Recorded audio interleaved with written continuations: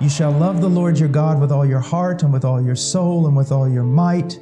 These words which I am commanding you today shall be on your heart. You shall teach them diligently to your sons, and shall talk of them when you sit in your house, and when you walk by the way, and when you lie down, and when you rise up. You shall bind them as a sign on your hand, and they shall be as frontals on your forehead. You shall write them on the doorposts of your house and on your gates. It's true, and it needs to be done. Listen, if you want to go out and you want to buy a bunch of cheap posters and you want to write Bible verses and put them all over the walls of your house, you go to it. I like that kind of thing. Have the Word of God in front of your children all the time, but it means more than that. First of all, I see people use this text as a need to instruct their children in the law and wisdom and principles and all these sorts of things. And that's good. The law is advantageous. It teaches us many things. The wisdom of Proverbs and Ecclesiastes is absolutely excellent. And there are all kinds of life principles in the Bible, but that's not the point of this text. The knowledge of the Scriptures are a means to an end. They are not an end in themselves. And that end is not simply a moral life. It's not. Or living biblically, or like a Victorian person or a Puritan. That's not what the goal is here. Do you want to know what the goal of all this extreme stuff is about? This: love the Lord your God with all your heart, soul, mind, and strength. That's what you want to teach your children. Honestly. I mean, honestly, I don't want to take anything away from all these things of, just defining exactly what is the will of God and how do we do this and how do we do that and how should we practice courtship and what should marriage be like and how should you discipline children, and all of that is very, very good. But if you get all that kind of stuff without the big thing, you've missed the whole picture and you've just become a bunch of sad Pharisees. The goal is to love the Lord your God with all your heart, soul, mind, and strength. When you walk outside and you see the most beautiful sunset you've ever seen in your life, and it just takes your breath away, what did you do in order to appreciate that sunset? What did you do in order to get it to take your breath away? Well, you did absolutely nothing. It did all the work. All you had to do was see it. And it was so spectacular that it took your breath away. Well, that's how you learn to love God more.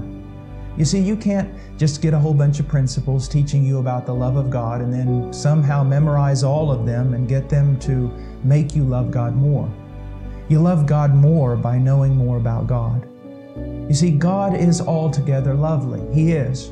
Now, if your heart has been regenerated by the Holy Spirit, that heart will appreciate the loveliness of God. So all you need to do is show it more of God's loveliness. In order to get this type of just love and joy and everything in the house with regard to God, you teach them about God. And not just things about His righteousness and His justice and His wrath, even though those are very important. Have you ever taught your children on the beauty of God, the joy of God? Well, let me ask you this. Have you, as a father, ever been so just happy in the Lord that you just came through the living room singing and dancing, grabbing your children and spinning around and throwing them on the couch? Do you see what I'm saying? It's something they need to see who God is in the Scriptures. They need to see His beauty, His excellence. So let me put those in plural, His beauties and His excellencies, everything about Him, they need to see it. And if God has regenerated their heart, they'll grow to love Him more and more and more.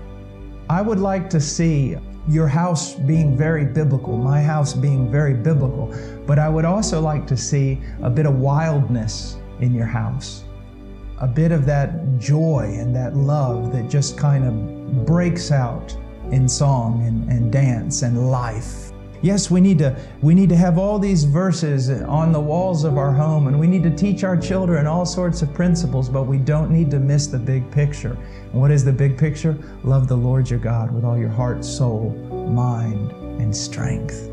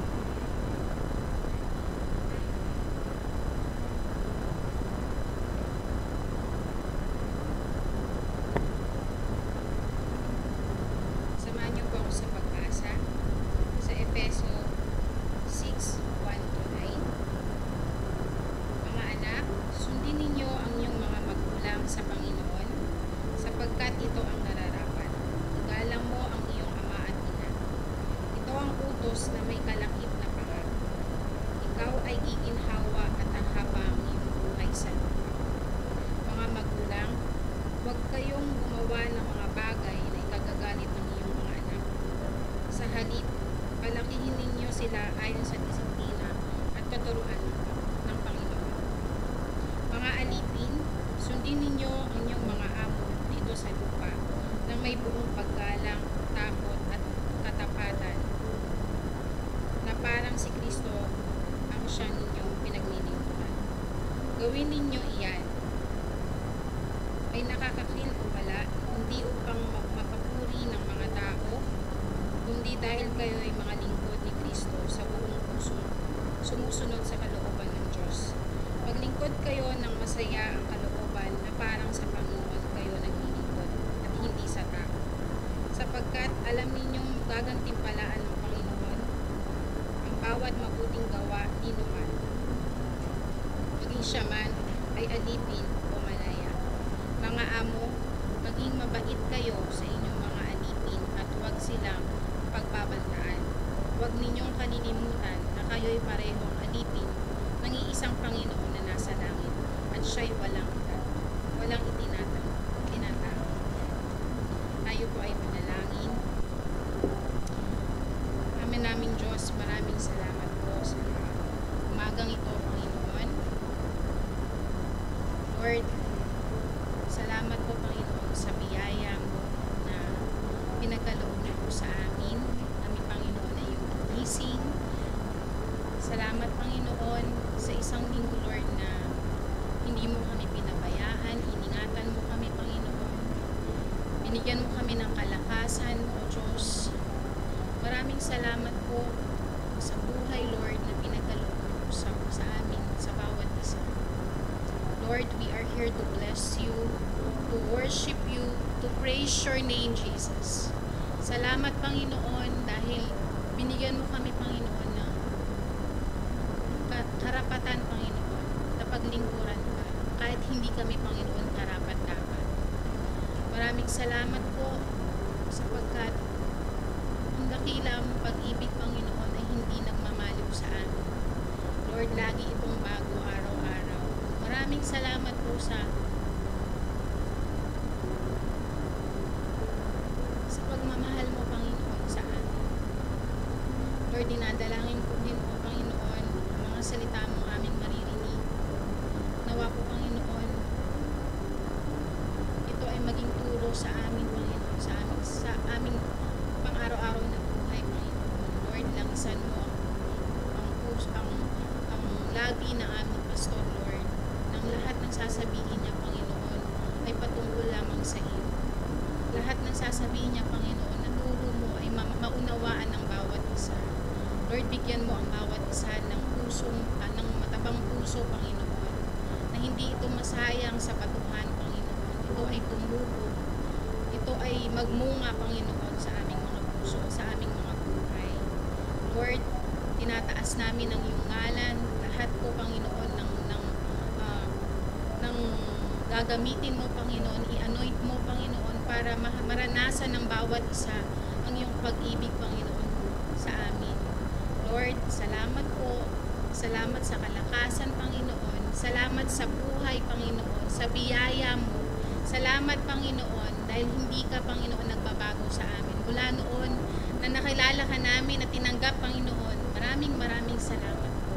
Salamat din po, Lord, na patuloy mo kaming binabago. Patuloy mo kaming kinokorek, Lord, sa mga salita mo. Maraming salamat po. Binibigay namin ang lahat ng papuri at pasasalamat sa iyo. Sa iyong pangalan lamang, Panginoon, sa pangalan ni Jesus.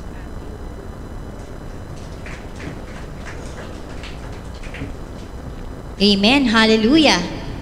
Patuloy nating itaas ang pangalan ng Panginoon sa lugar na ito. Palakpakan natin siya. Palakpakan natin ang ating Panginoon. Yan na ba? Yan na ba ang the best na palakpak natin sa Panginoon? Ilakas pa natin ang palakpak natin sa Panginoon. At shout, Hallelujah! Hallelujah! Hallelujah! Hallelujah! Alam niyo, pagka nasa harapan tayo ng Panginoon at may nagtanong sa atin, sino ang ating pupurihin?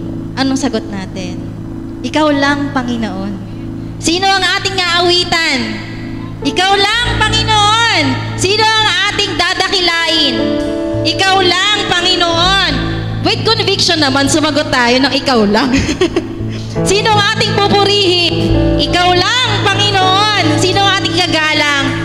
ikaw lang, Panginoon. At sino ang ating pasasalamatan? Ikaw lang, Panginoon. Ikaw lang ang hari ng mga hari, ang Diyos ng mga Diyos. At ikaw lang ang dadakilain sa aming mga buhay. Maraming salamat, Panginoon.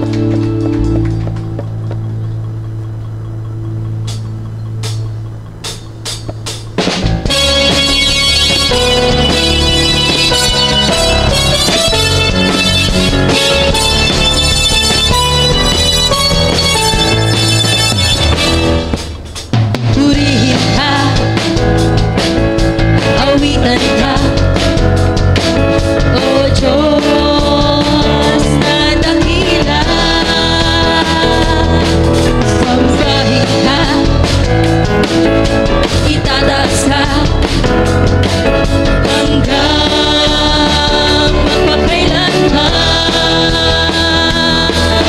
Sa'yo ibibigay mabuti at paggalang. Ikaw ang Diyos na pakailanman. Wala nang ibang dapat pasalamatan. O Diyos, ikaw lang, ikaw lang. Minsan pa. Purihin ka, awitan ka, O Diyos na dakila. Amin sambahin. O itataas ka, hanggang pagkailanman. Sa'yo ibibigay mabuti at paggalang. Ikaw ang Diyos na pagkailanman. Wala nang ibang dapat pasalamatan. O Diyos, ikaw lang, ikaw lang. Patuloy nating purihin ang Panginoon. Purihin ka, awitan ka, O Diyos na dakila. Sambahin ka, Itataas ka, Panginoon. tataas ka, hanggang magpakailanman. Sa'yo ibibigay mabuti at paggalang. Ikaw ang Diyos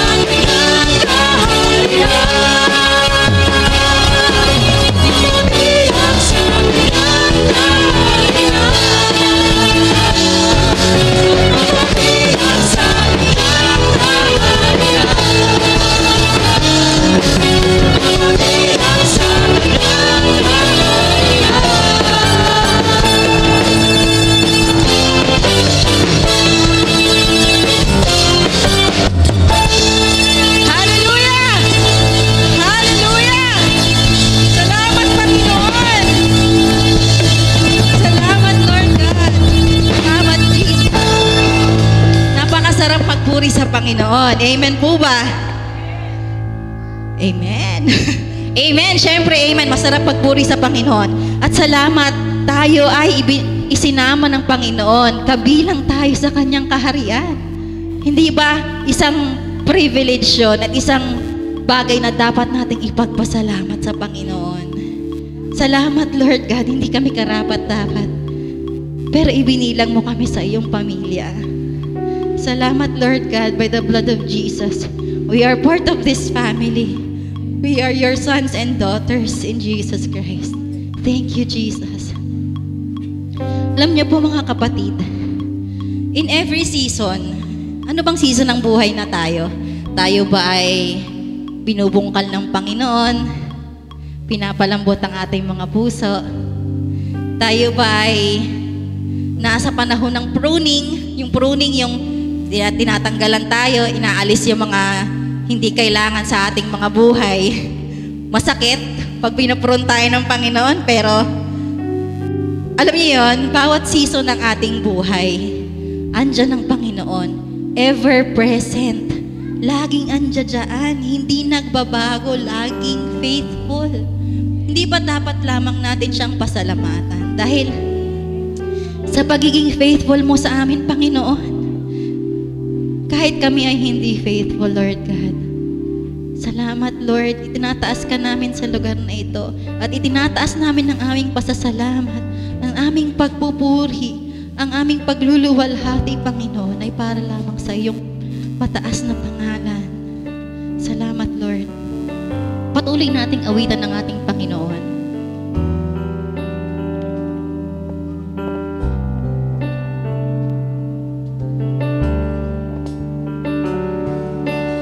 You are forever in my life. You see me through the seasons. Cover me with your hand and lead me in your righteousness. And I look to you. And I wait on you. Come on, church, let's sing to the Lord. I sing to you, Lord, a hymn of love for your faithfulness to me. I'm carried in everlasting arms. You never let me go. Through it all. Let's sing it once again. You are forever in my life. You see me through the seasons. Cover me with your hands and lead me in your righteousness. And I look to you. And I wait on you.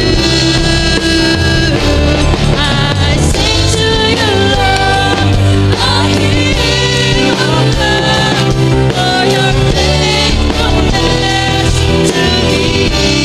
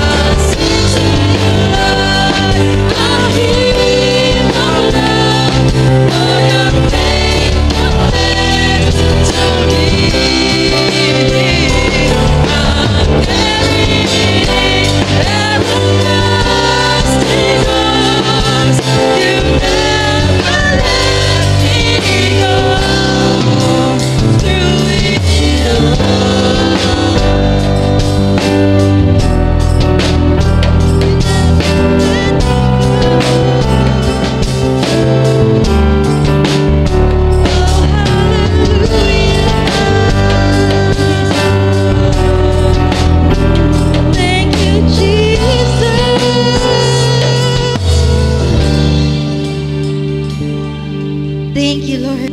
Thank you, Jesus. You never let me go. You hold my hand even if hindi na kayang kumapit, Panginoon. Ikaw ang nakakapit sa amin. Salamat, Panginoon, sa iyong faithfulness. At ikaw ang aming pupurihin. Ikaw ang aming pasasalamatan. Ikaw ang aming tataas sa lugar na ito. Hallelujah! Hallelujah!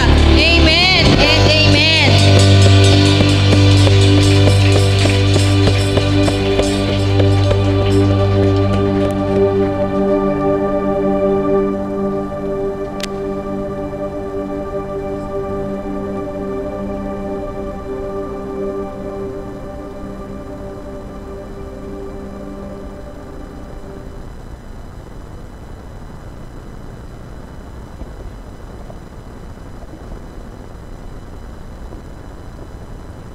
Salamat po, Ama. Kahit ano pa man mangyari, Ikaw po'y laging narayan sa amin. Salamat po, Ikaw po umaalalay sa amin. Ikaw po nag-iingat sa amin. Ikaw, sapagkat Ika'y namahal sa amin ng lubos. Salamat po. Lagi niyo po kami binabantayan. Lagi niyo po kami inaalalayan. Pinupuri ka namin, pinapasalamatan. Sapagkat kailanman hindi namin kayang ingatan ang aming mga sarili. Kailanman, Panginoon, di namin kaya makalapit sa iyo kung hindi Ikaw lumapit sa amin, nag-alay ng buhay para sa amin. Salamat po sa assurance na ang kaligtasan ay kaloob niyo po, Panginoon, hindi ito galing sa amin. At salamat po, Panginoon, sa buhay ng bawat isa. May mga, sabi ng aming kapatid, may mga season, Panginoon, dumarating sa buhay namin. Iba-iba, Panginoon, pero lagi ka pong naririyan. Ito po isang katotohanan na aming pinapasalamatan. Dumaan man kami sa sari-saring pagsubok, sari-saring persecution, Ikaw po'y naririyan upang kami tulungan, gabayan, Panginoon. Salamat po. May mga kapatiran kami, mga namumroblema. May mga kapatid po namin sa pamilya, may problema. Sa trabaho, may problema. Sa kaibigan, may problema. Panginoon, maging Panginoon sa mga nakakasalamuhan, nagkakaroon ng problema. Kahabagan niyo po kami.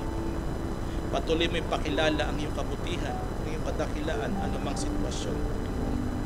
Hayaan niyo po habang kami lumalakad sa mundong ito, Panginoon, lagi kami magtiwala sa iyo, Panginoon Jesus. Upang sa gayong kami magsitibay, lumakas, Panginoon, sa mga hamon ng buhay. Dalangin namin, marami na po kami napapakinggan na aral niyo po, Panginoon. Patawarin niyo po kami po'y nagkukulang, Panginoon. Minsan, binabaliwala namin ang iyong tinig, binabaliwala namin ang iyong salita. Kahabagan niyo po kami, Panginoon. Ibalik niyo po uli kami, Panginoon, kung saan kami na dapat naroon. Kahabagan niyo po ang iyong iglesia, sapagkat ito'y tinubos niyo po ng iyong dugo, Panginoon. Salamat po sapagkat nagkaroon ng halaga ang buhay namin dahil sa iyo, Panginoon Jesus. At salamat po, Panginoon, sa araw na ito. Dalangin namin, Panginoon, patuloy niyo po kami samahan sa pakikinig na iyong salita. Tulungan niyo po kami. Hayaan niyo po, Panginoon, anuman ang aming marinig na iyong inihanda para sa amin, maging kagalingan namin ito, sapagkat ang hatid ng iyong salita ay kagalingan, hindi po sumpa. Ito po'y nagbibigay buhay, nagbibigay kalakasan, nagbibigay encouragement sa buhay ng bawat isa ng hihina, napapagod, Panginoon, papagal. Panginoon, salamat po, Panginoon, sa iyong salita. Ito'y liwanag, ito'y kadakilaan, nagpapakita ng iyong kagandahan sa buhay ng bawat isa sa amin. Salamat po, hindi pa man namin napapakinggan, pinagkakatiwala na po namin sa iyo aming mga espiritu, Panginoon. Aming kaluluwa, Panginoon, salamat po, Panginoon, matitikaw ang buhaw namin, Panginoon, sapagkat ikaw ang tunay na balong ang pananampalatayang ibinigay niyo po sa amin. Salamat po, Panginoon, ipinagkakatiwala na po namin ito sa ngalan po na Jesus na Panginoon. Amen. Maupo na po tayo.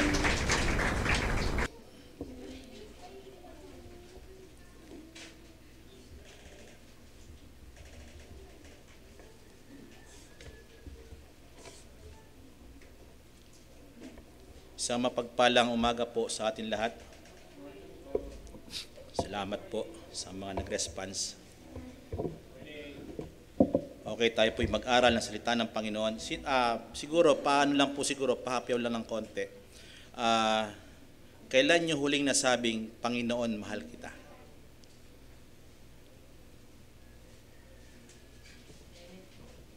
Sana ngayon lang. Kasi inawit natin, di ba, kanina?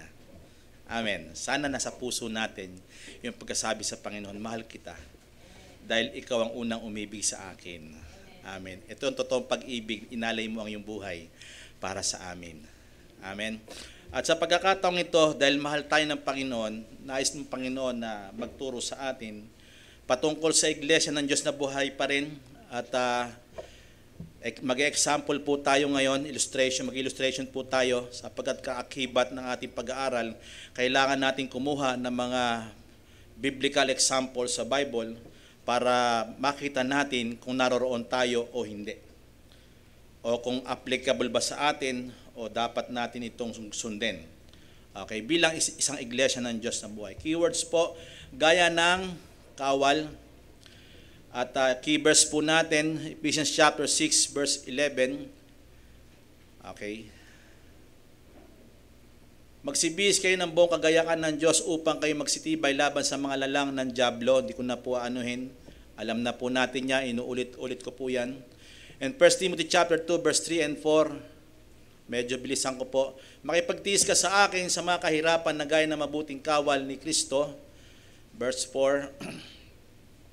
Sino mang kawal na sa pagkakawal ay hindi nakihalubilo sa mga bagay ng buhay na ito upang siya'y kalugdan na iyong nagtala sa pagkakawal. At isa pa pong verse, Mark chapter 10, 42 to 44. At sila'y pinalapit ni Jesus, yung mga alagad po, pinalapit ni Jesus sa kanya at sa kanila sinabi, nalalaman nyo na iyong mga inaaring mga pinuno ng mga hintil ay nangapapanginoon sa kanila at ang sa kanila'y mga dakila ay nagsisigamit ng kapamalaan sa kanila. Verse 43, dadapat sa inyo ay hindi gayon, kundi ang sino man na ibig na dumakila sa inyo ay maging lingkod ninyo. Baliktad po talaga mundo kaysa sa kaharian ng Panginoon. 44 po, at ang sino man sa inyo ay mag-ibig na manguna ay maging alipin ng lahat, hindi po ng iisa. Wala po tayong pipiliin na paglilingkuran, kundi lahat paglilingkuran natin. Sino po dito yung mga followers ni Jesus Christ? Amen. Ang mga followers ni Jesus Christ, ito po ang mithiin. Kung gusto mo maging dakila, maglingkod ka. Kung gusto mo maging una, maging alipin ka ng lahat. At bilang tagapaglingkod sa iglesia, pinag-aralan natin ang overseers, diakono, diakonesa, dapat ito sila. Magbibigay tayo ng example sa kanila para mga susunod na tatayo ay sila rin ay ganito ang gawin. Wala pong kinikilingan, walang pinoprotektahan, sabi ni Mike Enriquez. Pero ang sinasabi ko sa inyo, dapat tayo pantay-pantay. Sapagkat sa Panginoon, pantay-pantay po tayo lahat. Even overseer ka, even ikaw ay diakono, diakonesa o bagong kapagkilala mo sa Panginoon, pantay-pantay tayo sa Panginoon. Iisa lang ang namatay para sa atin, pare-paras tayong niligtas ng Panginoon. Pero may paglilingkod na dapat itama. Amen. Tingnan po natin ang ating pag-aaral ng biblical example, mga alipin tagapaglingkod sa iglesia. Ang text po natin sa 1 Samuel chapter 2 verse 12 to 17, 22 to 36, talon po tayo, chapter 4 verse 1 to 22. Hindi ko po alam kung matatapos ngayon ito. Pero sigurado ko po, masusundan pa po ito. Biblical example, Eli and his two sons. Sino nakakaalam ng istorya ito ni Eli at ang kanyang mga anak? Okay, pag-aralan po natin para makita natin. Ito'y biblical example at makikita natin dito sa unang chapter 2 verse 12 to 17. Puntahan muna natin yung mga anak bilang saserdote. Para sa kaalaman po natin, itong po pamilyang ito yung naglilingkod sa templo. Sabihin niyo po, templo. Sa templo na Shiloh. Ang priest po dito si Eli. At si Eli ay isang hukom ng Israel at isa rin po siyang priest. Sapagkat sa panahon nila, wala pang hari. Nagkaroon ng hari nung si Samuel na ang naging humalili sa kanya at nag-anoint sa hari, unang hari ng Israel. So si Eli ay isang hukom at siya'y priest, high priest. At yung mga anak niya ay mga priest. At kung sasalarawan natin, sila po ay tumatayo sa panahon natin ng mga diakono, yung mga priest. Pero yung high priest, punong saserdote. Amen. Titingnan po natin kung gaano kaganda ito at papaano tayo i-relate natin ang buhay natin sa panahon ngayon. Kasi may mga part dito na hindi naman talaga natin applied kasi sa panahon nila ay batas. At sa panahon natin ay grace. Titignan po natin kung ano ang pwede natin mapulot dito, pero ito'y aral para sa atin. Amen po ba? O, tignan po natin. Ang mga anak bilang saserdote o sa panahon natin ay mga diakono. Tignan po natin. Ano po ang una? Ang malalang kasalanan ng mga anak ni Eli. Makikita natin dito sa verse 12 to 17 kung gaano kasama ang kasalanan ng mga anak ni Eli. Sila po'y mga diakono o priest. Sabi niyo po, priest. Pag priest, sila po yung naghahandog. Sa panahon nila, sa labas ng paghahandog, pero sa banal na dakong kabanal-banalan, isa lang ang nakakapasok, yung high priest. Amen. Dapat natin maintindihan ito dahil sapagkat napakahirap ng katayuan ng panahon nila. Ito po ang nangyari. Babasahin po natin. Sa verse 12 to 17, ang malalang kasalanan ng mga anak ni Eli. Bakit nauna yung mga anak? In Ephesians chapter 6, i-relate ko po. In Ephesians chapter 6, sinasabi, mga anak, igalang nyo at sundin ang inyong magulang sapagkat ito'y nararapat. Habang yung buhay, lalawig ang buhay o sasagana ka. Yun yung pangako. Tandaan nyo po ito sapagkat ito'y may relasyon dito. Bakit inuna ang mga anak ni Eli? Sapagkat pattern din po ito para puntahan natin ang kagandahan kung tayo sumusunod at kung tayo ay magalang sa ating mga magulang. Dahil may masamang nangyari sa dalawang ito. Ang masamang kasalanan ng mga anak ni Eli, verse 12, puntahan po natin kung gaano kagimbal-gimbal ang kanilang kasalanan. Ngayon, ang mga anak ni Eli ay mga hamak na lalaki. Sabihin niyo po, hamak. Walang kwentang tao. Bakit walang kwentang tao? Hindi nila nakikilala ang Panginoon. Hindi sila mananampalataya ng Diyos. Ang hirap sa isang i-relate natin, ang hirap sa isang simbahan na pinatayo natin pero hindi Kristiyano. Am I correct? Clear po ba ang Bible? Ang pinakamalalang kasalanan ng mga anak ni Eli, sila po ay sumasamba kay Belial. Hindi po sila sumasamba sa Diyos. Sa King James Version, ang ginamit po, meron po akong dalang diglot, babasahin ko po, sa verse 12. Now the sons of Eli were sons of Belial. Kaya ang kalunos-lunos na kasalanan nila, napakasamang tao nitong mga to, hindi mananampalataya. Kaya ang mga tao, makinig kayo even sa panahon na ito. Pag walang pananampalataya sa Diyos o kay Jesus Christ, kasumpa-sumpa. Amen. Ang walang relasyon kay Kristo ay kasumpa-sumpa, talamak ang taong iyan. Hamak ang taong yan. Ayan, no, sinasabi, hamak na lalaki. At sabi niya, they knew not the Lord. Hindi nila kasi kilala ang Diyos. Kasi bakit? Hindi nagpakilala ang Diyos sa kanila. Amen. Kaya maliban na lamang na ang Diyos magpakilala sa tao bilang Diyos na tagapagligtas, kailanman ang tao ay hindi magiging malinis sa Kanya, sa Kanyang harapan sa Diyos. Amen. Pasalamat tayo sa panahon natin, nakilala natin ang Panginoon. Dahil nagpakilala siya sa atin. Kahit anong hanap ng tao, kung ang Diyos hindi magpapakilala, ang hirap. Amen po ba? At ang problema na napakalaki, unang-una, dahil ang malalang kasalanan nila ay walang pananampalataya sa tunay na Diyos. Kaya ang pinaka-big mistake ng tao, kaya pupunta sa impyerno, hindi naman yung hindi naman yung kung ano-anong ginawa niya kundi dahil wala siyang pananampalataya sa bugtong na anak na kay Kristo. Amen po ba? Kaya pag nagkaroon ng tao na relasyon kay Jesus Christ, siya po ay may buhay na walang hanggan. At pangalawa, bibilisan ko po sapagkat ito'y mabilisan lang po tayo. At ito'y pwedeng i-reflect natin sa ating time bilang isang church. Bakit si Eli naglagay ng tagapaglingkod na hindi mananampalataya? Hindi niya ba alam yon? Pag-aaral natin sa mga susunod sa katayuan niya bilang priest at hukom.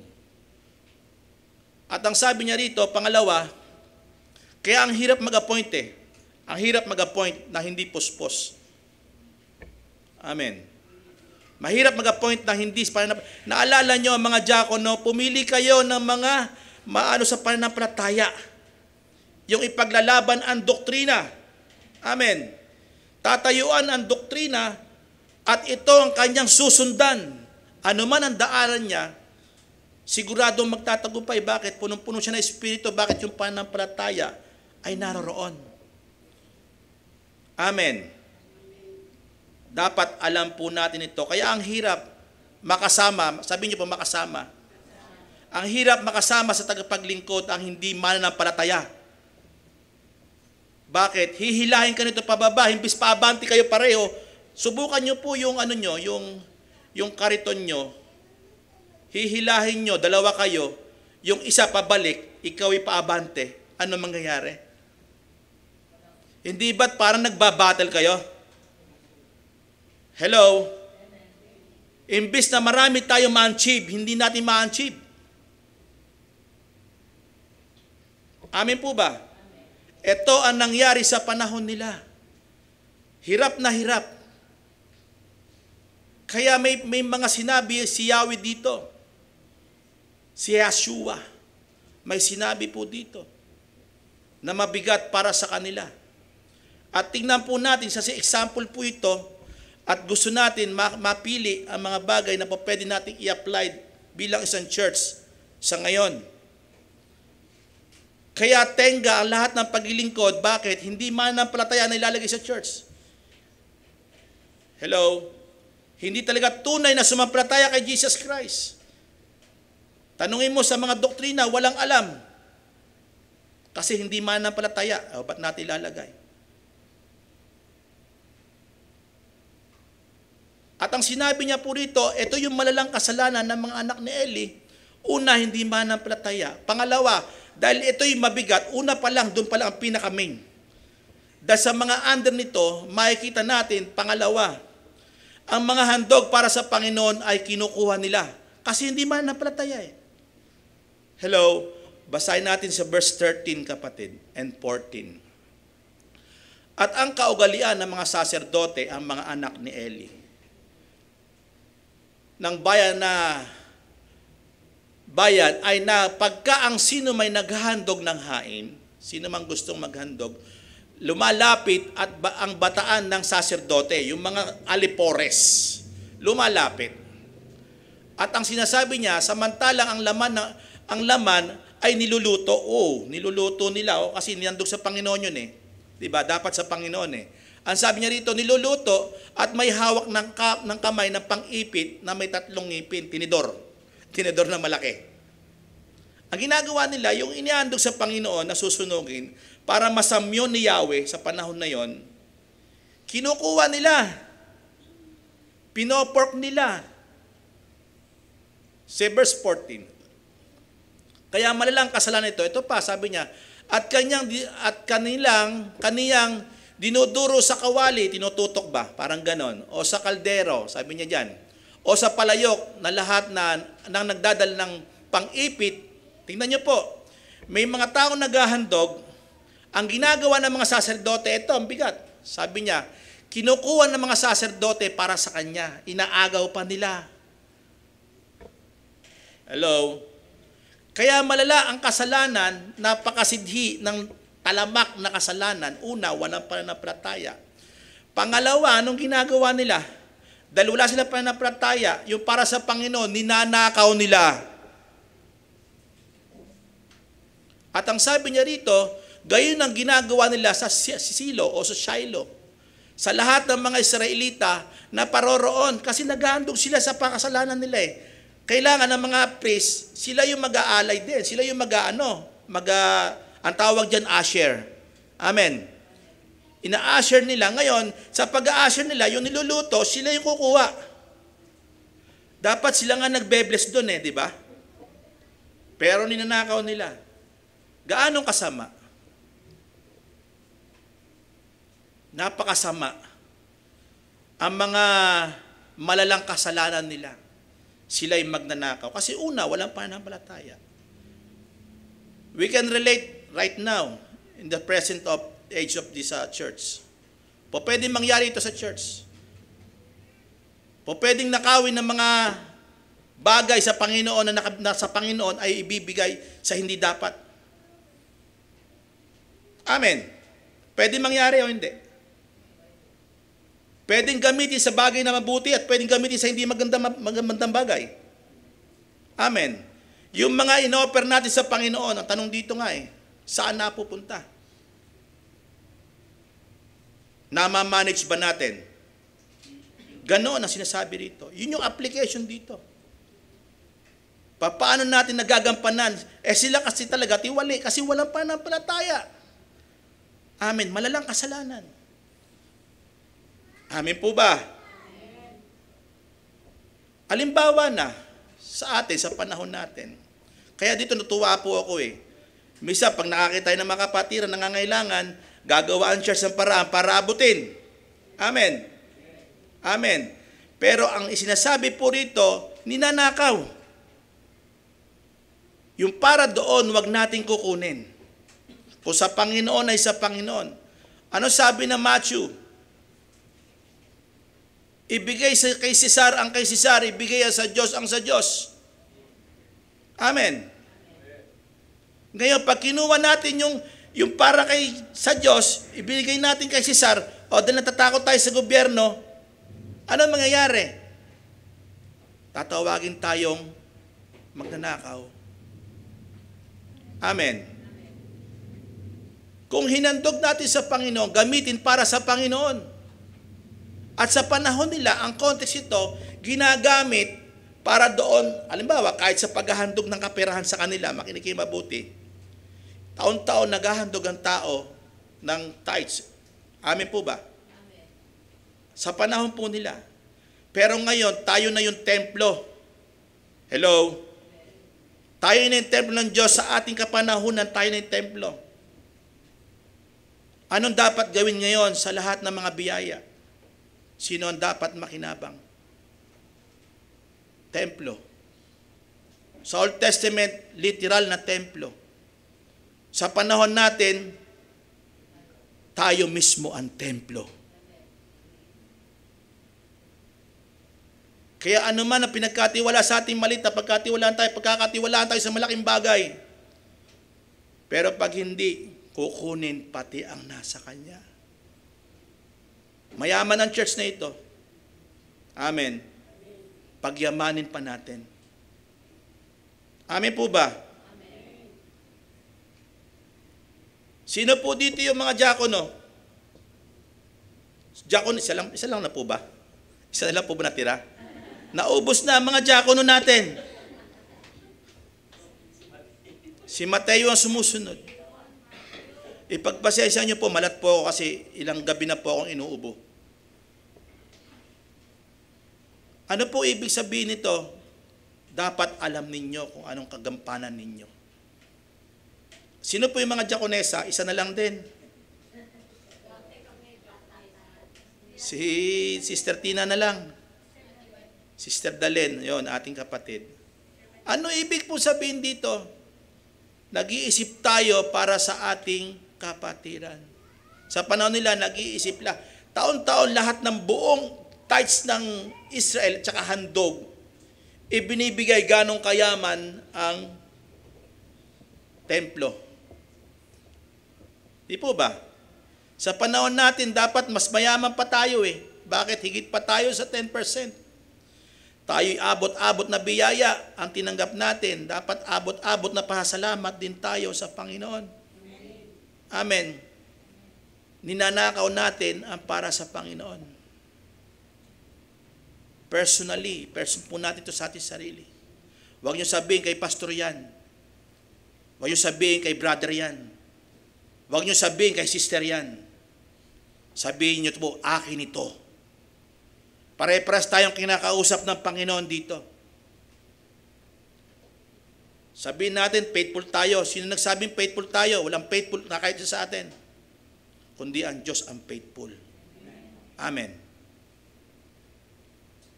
Magtiwala lang tayo lagi sa Panginoon. Ang biyaya aagos sa bawat isa sa atin. At sinasabi po rito, pangalawa, yung paghahandog sa Panginoon ay kinukuha nila, ninanakaw nila. Huwag nawang mangyari sa panahon natin. Board of Trustee, kinakausap din po kayo dito. Kasi panahon nila, even yung mga perahan ng Old Testament, ang nangangasiwa, mga saserdote. Sila naghahanda ng lahat. Ang Board of Trustee, ganun din po ito sa panahon ngayon. Pastoral din po kasi yan eh. Dapat alam nyo i-manage. Kaya nakaraan sinabi ko kay Deacon Mao, kung natatandaan mo, maglagay ka ng pulisiya. Para kung anong dapat mangyari, hindi po pwedeng mangyari, may pulisiya kayong susundin. Amin po ba? Hindi mapakialaman ng mga bagay na hindi dapat pakialaman. Gamitin sa tamang paraan. Kasi kung hindi, magkakagulo-gulo po. Magkakaproblema po tayo ng malaki. Ito po ang atas po, ito po yung inaatas, kaya nga meron sa New Testament para maging maayos ang takbo ng gawain. At sa Old Testament, ganun din po, pero nananakaw. At pangatlo, siguro 4 lang po. Pangatlo, ang malalang kasalanan ng mga anak ni Eli ay yung winalang kabuluhan ng mga tao ang handog sa Panginoon dahil sa kanila. Dahil sa kanilang ginawa, pati yung mga naghahandog, lumalapastangan na rin sa Panginoon. Hindi sila naging magandang example doon sa paglilingkod. O sa panahon natin, sige, basahin po muna natin. In verse 15 to 17, 4 lang po ito na mabigat na kanilang kasalanan. At kung pagtatagnit-tagin natin, napakalala.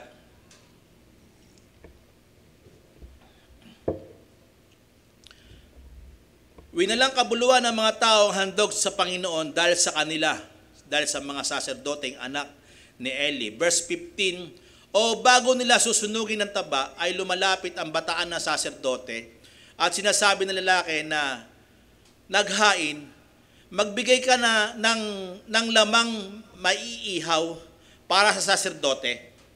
Tinuturuan nila. Ya? Sabi niya, sapagkat hindi siya tatanggap ng inyong lamang luto. Wow. Kung luto na yan, hindi tatanggapin yan. Dapat ibukod po siya ng pinakamainam. Wow. Pinakamainam na karne. Huwag yung inihaw na. Sabi niya ganyan. Sabi niya, kundi hilaw ang ibibigay. Kasi meron sila sigurong gustong gawin dyan. Hindi lang iihaw. Baka lagyan pa ng mga ingredients. Pasasarapin pa nila. Kita mo yung mga kalokohan nitong mga to. Verse 16. At kung sabihin, may mga pangangatwiran eh. Minsan, talagang madaya eh. Yung very deceiving person ang mga taong ito. Sabi niya, at kung sabihin ng lalaki sa kanya, walang pagsalang kanila munang susunugin ang taba. Hindi, kailangan muna namin susunugin eh. Eto, may katwiran eh. At ang sabi niya, at saka mo kunin kung ano ang naisin ng inyong kaluluwa. Kasi yung mga taong ito, gusto niya rin mauna sila. Hello? Kaya ayaw ibigay sa mga priest. Sa mga bataan ng mga priest o ng mga punong saserdote, ng mga bataan nila. Kasi baka may katwiran eh. Hindi, lulutuin mo namin ngayon, kukunin nyo kung ano gusto nyo. Pero ang intensyon ng mga tao, makinig kayo mabuti, nahawa na sila eh. Sa nakasanayan eh. Kasi lagi nilang inuunahan tayo. Tayo na lang, bago sila kumuha. Eh yun ang diskarte na masama ng mga tao. Tuso na rin sila. Bakit? Tuso yung mga priest eh. Tuso yung mga anak ni Eli. Makinig kayo. At sabi niya, kanya ngang sinabi, hindi kundi ibigay mo sa akin ngayon. Kung hindi ay aking kukuning sa pilitan. Kita nyo, ang titindi nitong mga saserdoting ito. Hello? Pero yung mga tao nahahawa na. Ang ano talaga nitong mga taong ito, itong mga saserdotang ito. Hindi, huwag natin ibibigay, dapat tayo tumapyas. Parang gano'n na iniisip ng mga tao. Kaya dahil sa kanila, ganito ang naging thinking ng mga tao ng way of life ng kanilang paghahandog. Puro nakaw na rin. Kita nyo ang bigat sa isang templo na gano'n ang ginagawa. Kasuklam-suklam sa Panginoon. Imbis na ang tao irespeto ang paghahandog, hindi nila nirerespeto.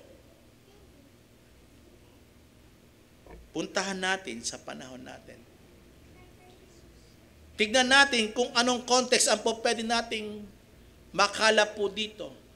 Baka meron tayong mga kapitbahay na sinasabi, yan nga, hindi marunong maghandog eh. Hello?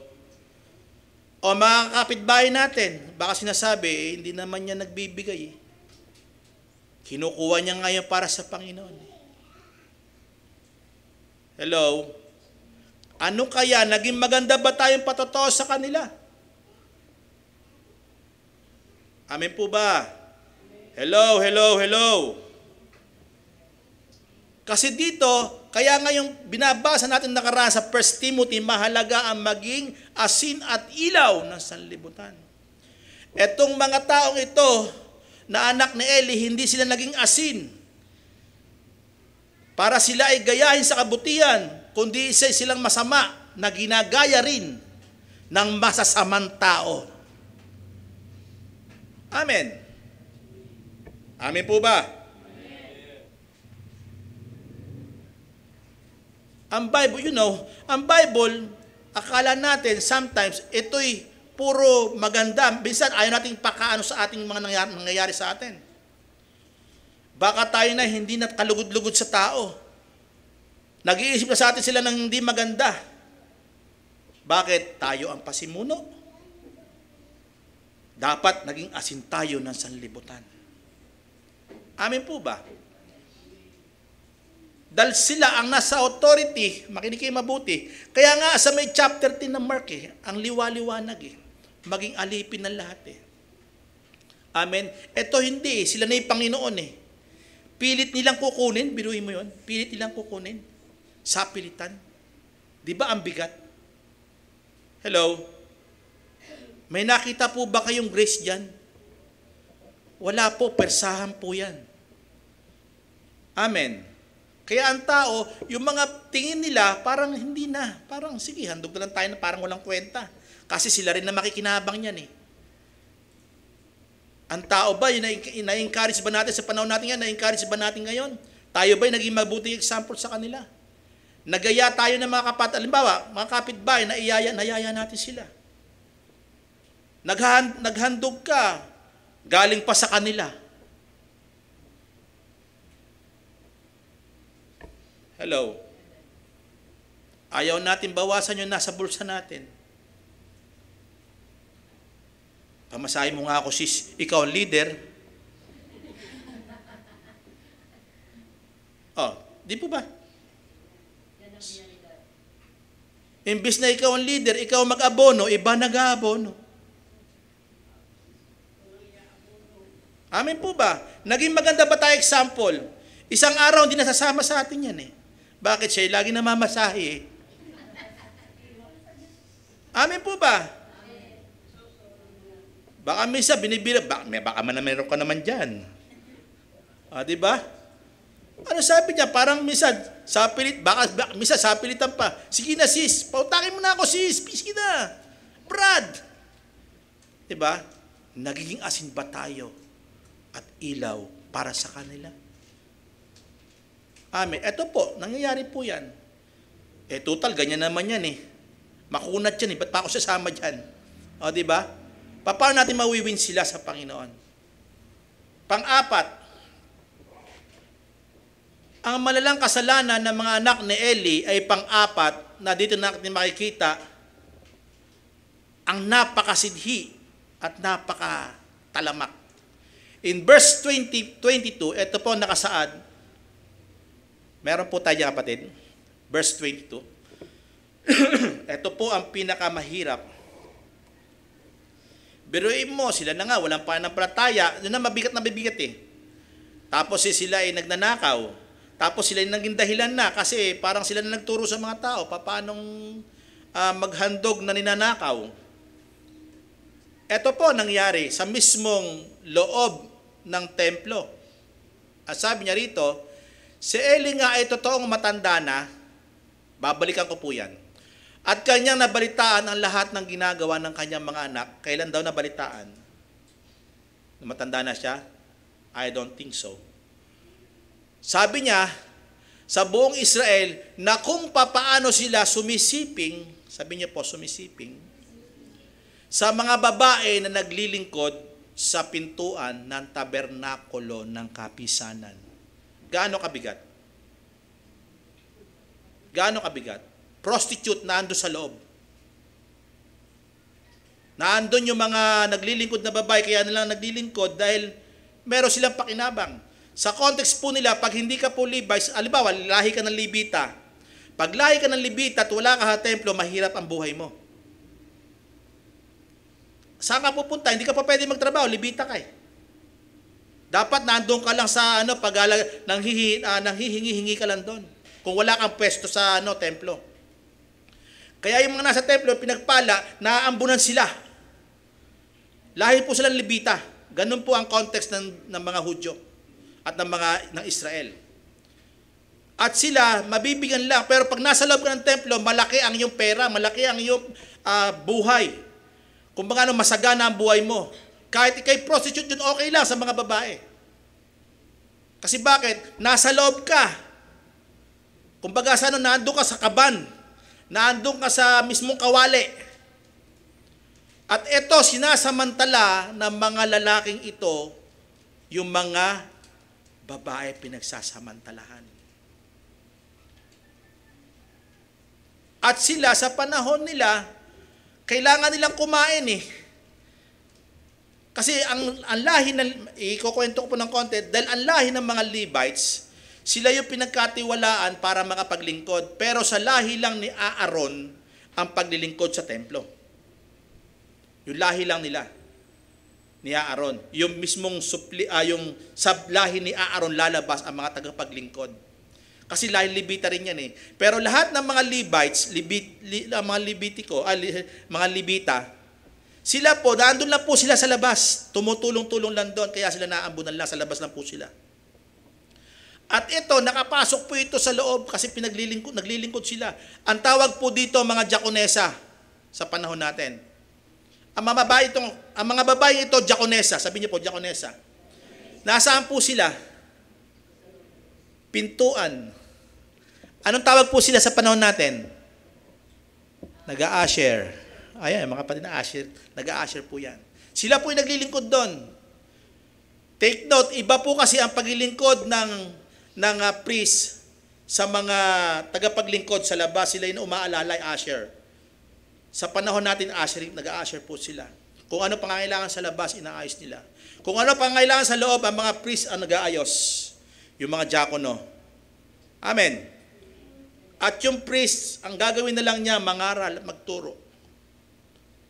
Amen po ba? O i-relate natin, bakit ito ang kailangan nating lagyan ng sa context ng ating church? At sa lahat ng church po ito, hindi po sa atin lang po ito. Paano paraan natin ang mga kababaihan natin ay pinagsasamantalahan? Take note, sa isip lang nagkakasala na tayo. Mga lalaki, makinig kayo.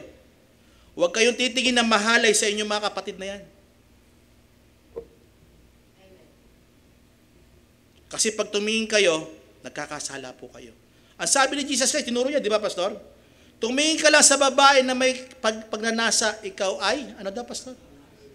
Nangangalon niya. Nakikiapit ka. Ibig sa lalaki, ganun din naman eh. Kayong mga babae, huwag niyong titignan na may pagnanasa ang mga tagapaglingkod. Can I hear amen? Baka sinasabi niyo, macho-macho naman. Dati ako, marami akong abs eh. 6-packet ako eh. 6-packet ako, dilagyan ako ni Brother Oper dito eh. No, nag-ano tayo eh, di ba? Nag-perform tayo ng ano eh. Ng lapu-lapu eh. Di po ba? 6-packet ako no, ngayon nawala na eh. Guhit lang pala no. Sa totoo lang, huwag kayong titingin na may kahalayan sa inyo mga kapatid. Amen.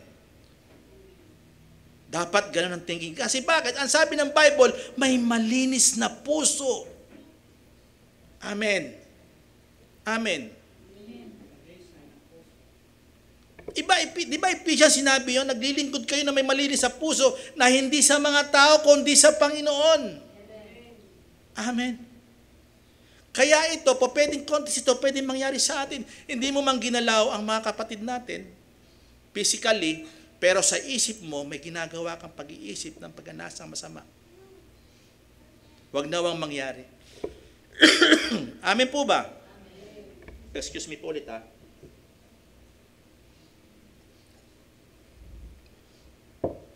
Kaya nagiging hindi maganda ang takbo ng gawain dahil masama ang iniisip ng tao, tagapaglingkod.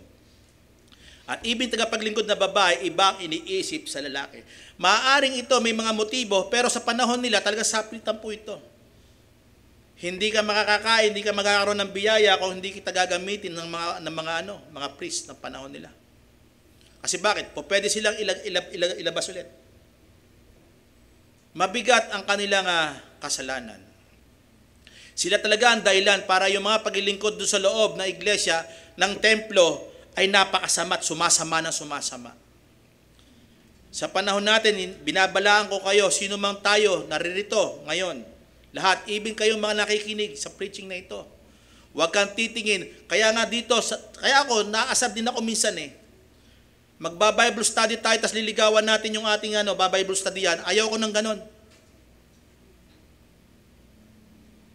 Totoong salita ako, talaga ako, nasasaktan ako doon.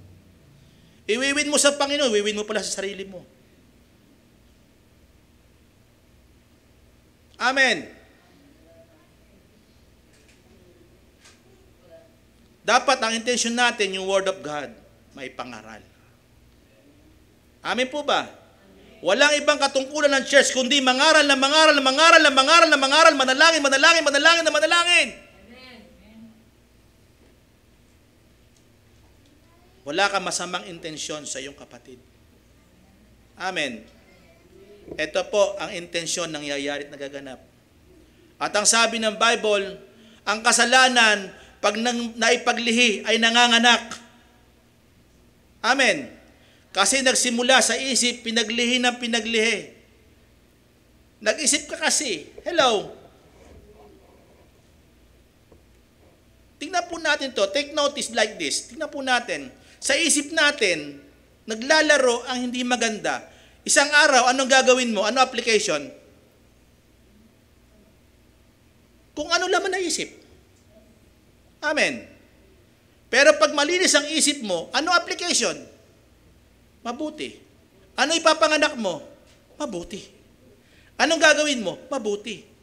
Kaya nga ang kasalanan, pag naipanganak, naglilihi muna. Bago isilang yan, bago gawin yan, iniisip muna yan. May katusuan muna sa isip yan. Kaya sa panahon natin kayo, ngayon mag-ingat po tayo. Kasi tayo, hindi tayo magiging magandang example sa labas. Amen. Hindi tayo maging asin, malasa tayo. Kasi bakit? Nakikita sa buhay natin. Amen po ba? Ito'y correction para hindi natin puntahan. Amen.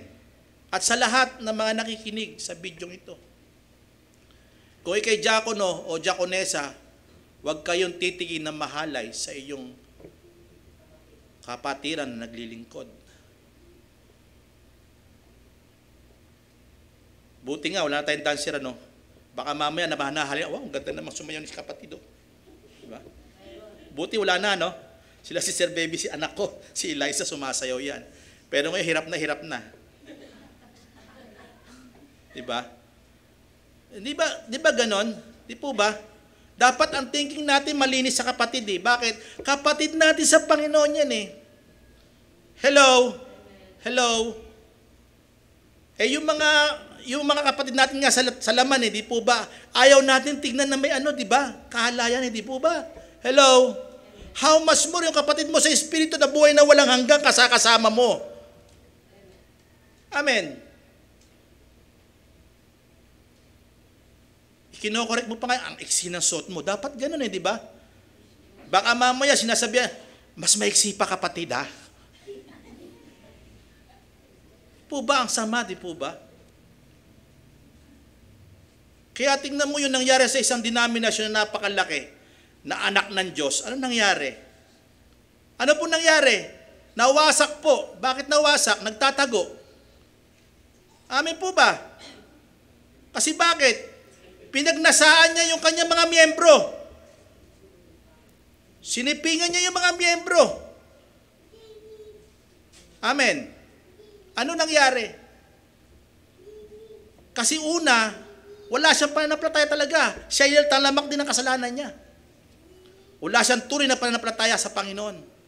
Kaya niya nagawa yon. Amen po ba? Di po ba?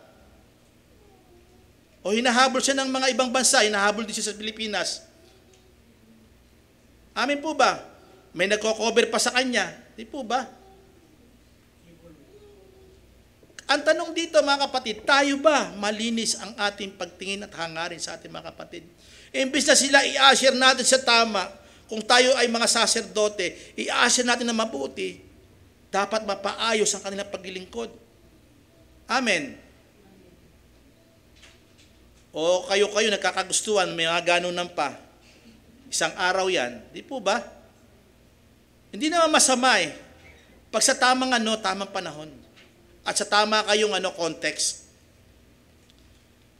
Amen po ba? Isang araw, pagka kayo na magkasamang dalawa na lang, mahirap na. Di po ba? Hello? Hindi nyo mapipigilan ang silakbo ng inyong damdamin. Aawit-awit pa kayo. To the moon, to the moon, to the moon. Po ba? Sumasama na sumasama. Saan ka punta? To the moon. Kaya nawawala eh. Even yung mga kanta ng mga kabataan ngayon, nawawala. Wala sa Bible lang inaawit. Saan ka punta? To the moon. Marinig mo sa mga bata ngayon eh. Dapat tayo mismo na mga nakakarinig at nakakakita nito, ituwid na po natin sila. Baka mamaya tayo mga pastor tsaka diakono, to the moon, saan ka punta? Pastor, to the moon. Ang hirap ng ganong gawain. Di po ba? Kaya dito, sa pagtingin natin, dapat maayos. Banal ang pagtingin natin sa ating mga kapatid. Amen. Iniibig natin sila sa Panginoon. Hindi natin sila iniibig sa kanilang pisikal. Amen. Yung God kind of love ang ibibigay natin sa kanila. Pag nagkakamali, i-correct. Pagka lumilihis, ituwid. Pagka nahuhulog sa pagkakamali, itayo. Amen. Even kami rin ng mga tumatayo rito, i-correct nyo kami.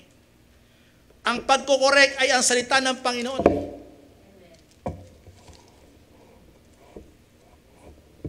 Bakit sinabi sa mga magulang? Kaya sa susunod, yung magulang topic natin si Ellie. Tinapos ko po itong 4 na ito para kay Ellie naman tayo pumunta sa susunod. At dito ipapakita kung gaano kaano rin itong si Ellie. Ang kanyang pamumuhay bilang isang hukom at isang priest, high priest. Ang sumunod po sa chapter 6 ng 1 and 2, di po ba? Sa verse 3, ano sabi doon? Mga ama, huwag niyong ibuyo sa pagkagalit ng inyong mga anak, kundi sila ay turuan saan? Sa disiplina. Iba ang disiplina at iba ang aral. Kasunod na pagdisiplina ay ang aral mula sa Panginoon. Kaya tingnan niyo po mabuti kung gaano pagpapapasok ng unti-unti, mga anak muna, sunod si Eli na. Ganon din sa chapter 6 ng Ephesians, bilang isang kawal. Sa totoo lang, itong mga anak ni Eli, hindi po talaga sila soldier of God. May tinatawag ako, sinasabi ko kay Kevin parang tayo army of God Di po ba? Nagbabaluti tayo, susut tayo, di ba? Tayo'y army of God. Tawag ko sa amin, army of God tayo. Ano yun? Lagi tayong nakahanda para sa ikabubuti sa kaharian ng Panginoon. Amin po ba? To God be all the glory. Nawa, may natutunan po tayo. At sinasabi ko po ito, kung wala ang Panginoon, ganito ang mangyayari. Kung wala pananampalataya, ganito po ang mangyayari. Kung wala pong tunay na pagpapasakop, ganito po ang mangyayari. Hindi po nagpasakop yung mga anak ni Eli. Kaya meron pong nangyari sa kanila na pag-aaral natin sa mga susunod. Pero sa panahon natin ngayon, to God be all the glory, by His grace, hindi mangyayari po ito. Amin po ba? Ito'y pagtutuwid sa atin para wag tayong pumunta po. Salamat po.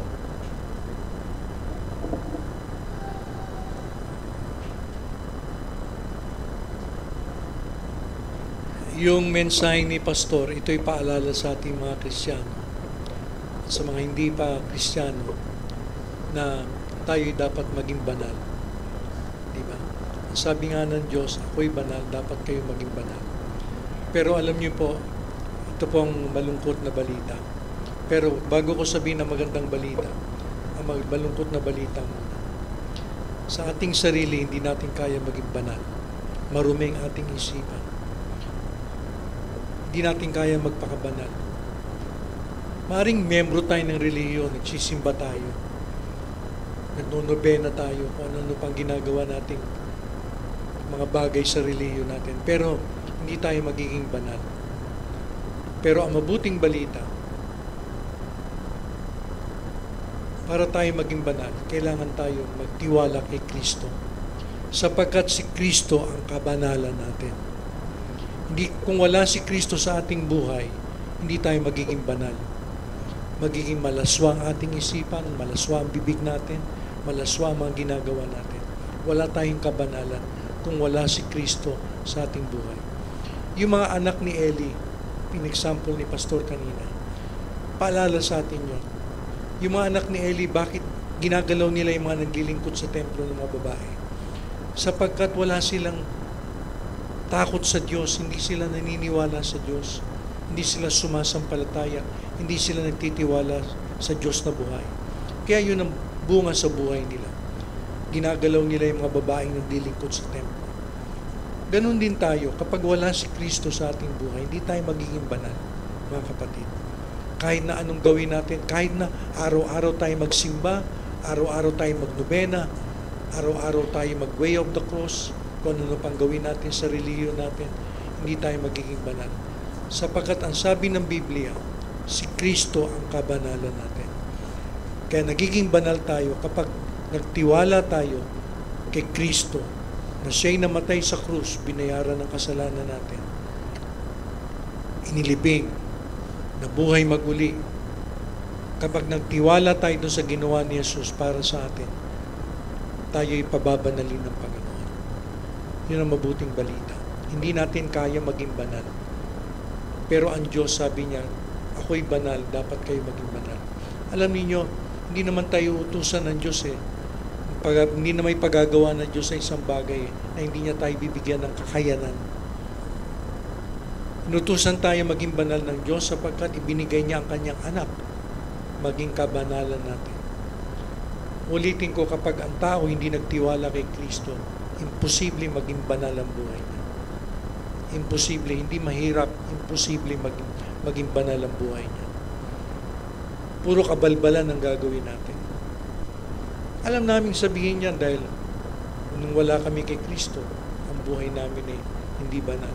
Pero naranasan namin ang kabanalan nung kami nagtiwala kay Kristo. Tiniwala namin ang buhay namin. Kaya ang kabanalan natin ay ang ating Panginoon.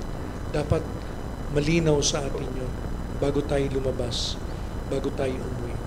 Ang kabanalan natin ay si Kristo. Amen. Salamat po, Amang Diyos, sa buhay na ito, na Panginoon, binago mo kami. Pinagkaloob mo ang kabanalan mo sa amin, Panginoon. Pinagkaloob mo ang kalikasan mo sa amin upang kami maging banal at mamuhay na may kabanalan. Dahil mula umpisa hanggang huli ay pinababanal mo kami. Salamat po, Amang Diyos, sa biyaya mo ito, na regalo mo sa amin ang kabanalan, katulad ng katwirang niregalo mo po sa amin. Panginoon, marami pong salamat. Dahil hindi po namin kaya magpakabanal sa aming sarili. Kayo ang gumawa ng aming kabanalan. Panginoon, salamat po. Tinatanggap namin ang regalo mong ito sa aming mga buhay.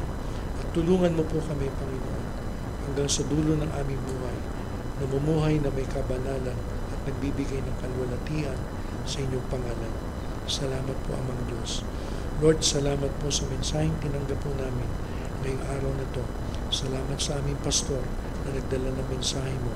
Salamat po. Naway tumimo ng malalim sa aming puso ang kinain naming mga salita mo upang kami mapuspos ng banal mong Espiritu. Salamat po, Ama. Ibinabalik namin ang lahat ng papuri, ang lahat ng kalwalatian sa inyo lamang, Panginoon, sa lahat ng araw ng buhay namin. Amen and amen. Tayo po'y tumayo.